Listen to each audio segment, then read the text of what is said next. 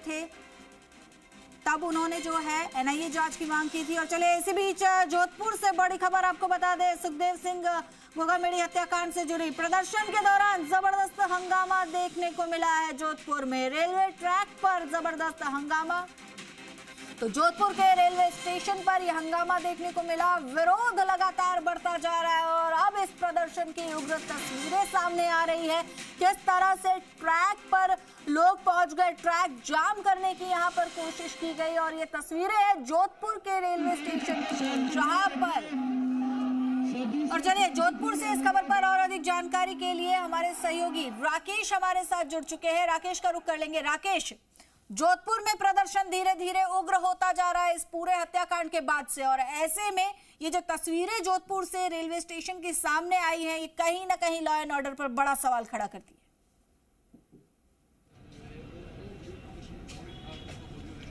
हिमाद्री, मैं बता दूं कि जो जोधपुर रेलवे स्टेशन का दृश्य नजर देखा गया वो जी मीडिया पर एक्सक्लूसिव था।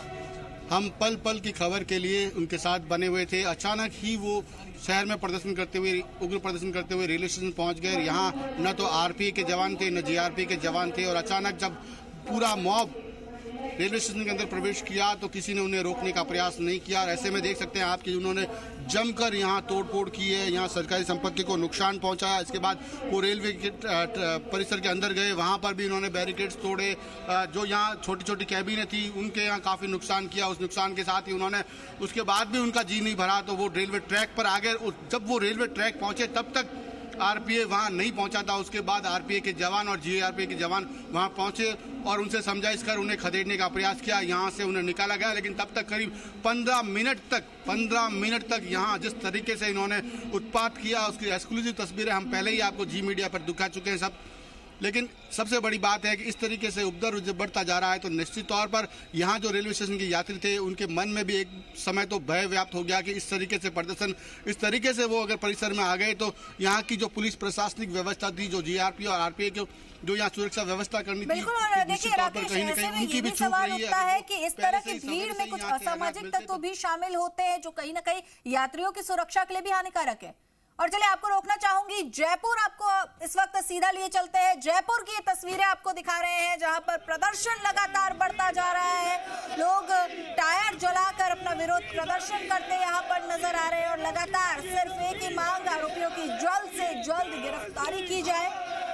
और ऐसे में अब आपको बता दें, ताजा अपडेट यही है कि एसआईटी का गठन यहाँ पर कर दिया गया है। एडीजी क्राइम दिनेश एमएन जो है इस पूरे मामले की जांच में जुट चुके हैं। और चलिए इस खबर पर हमारे साथ लाइव जुड़ चुके हैं हमारे सहयोगी शशि मोहन शर्मा। शशि, जयपुर में प्रदर्शन जो है धीरे धीरे उग्र होता जा रहा है, बढ़ता जा रहा है, और पहले तमाम राजस्थान से सिर्फ प्रदर्शन की तस्वीरें सामने आ रही थी, लेकिन अब पूरे राजस्थान में प्रदर्शन उग्र होता जा रहा है।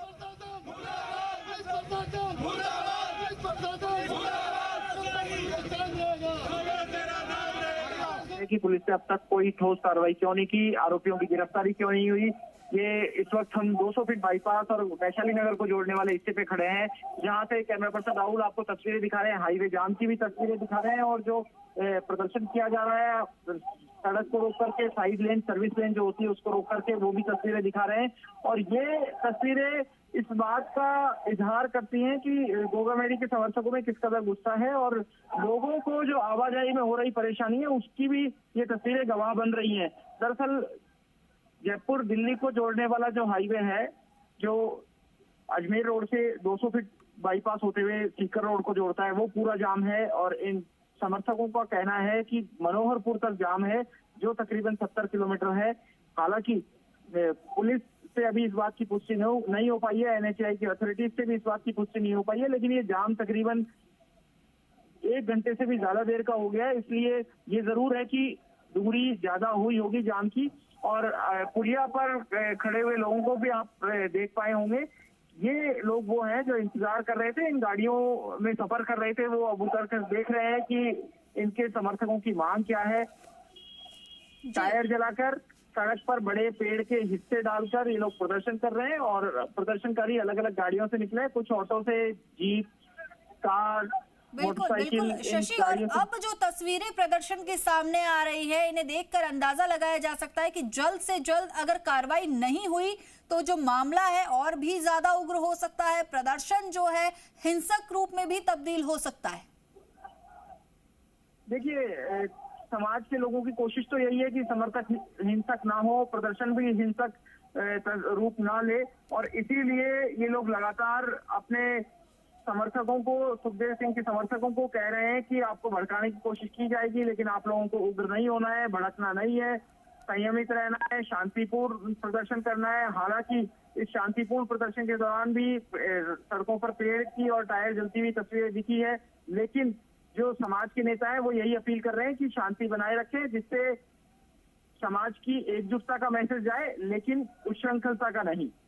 जी जी बिल्कुल। और देखिए, क्योंकि अभी हमने कुछ देर पहले दर्शकों को जोधपुर की तस्वीर बताई थी, जहां पर जो है प्रदर्शन उग्र होता जा रहा है, रेलवे ट्रैक को लोगों ने जाम कर दिया और साथ ही जो यात्री वहां पर मौजूद है वो भी कहीं ना कहीं डरे सहमे से नजर आए।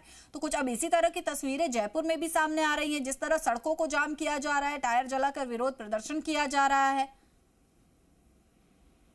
बिल्कुल, सड़कों को जाम किया जा रहा है, विरोध प्रदर्शन किया जा रहा है, और ये देखिए जो गाड़ियां आ रही हैं उनको भी रोका जा रहा है, वापस लौटाया जा रहा है। जो समर्थक हैं वो कह रहे हैं कि आप मत जाइए, आगे रास्ता बंद है, आज राजस्थान बंद का आह्वान है, इसलिए ये जो जहां है उस स्थिति में रुक जाए, इसी चीज की अपील इन लोगों की तरफ से की जा रही है। और कुछ जो बंद समर्थक हैं वो इन ऑटो रिक्शा में भी बैठ करके आए, ये आप देख सकते हैं। उसके बाद में इन लोगों का कहना है कि अलग अलग जगह की तस्वीर का उन्होंने जो जिक्र किया, उसके मुताबिक सड़क पर भी कई जगह पत्थर डाल करके रास्ते रोके हुए हैं, मिट्टी की जो ट्रॉली होती है, ट्रैक्टर ट्रॉली, उसको खाली करवा दिया गया है सड़क पर कई जगह, जिससे कि ट्रैफिक की निर्बाध आवाजाही ना हो। हालांकि पुलिस कुछ जगह पहुंच करके ट्रैफिक सुचारू करने की या गतिरोध रोकने की कोशिश कर रही है कि किसी तरह का गतिरोध ना हो आमजन में, जो आवाजाही करने वाले उनमें और प्रदर्शनकारियों में।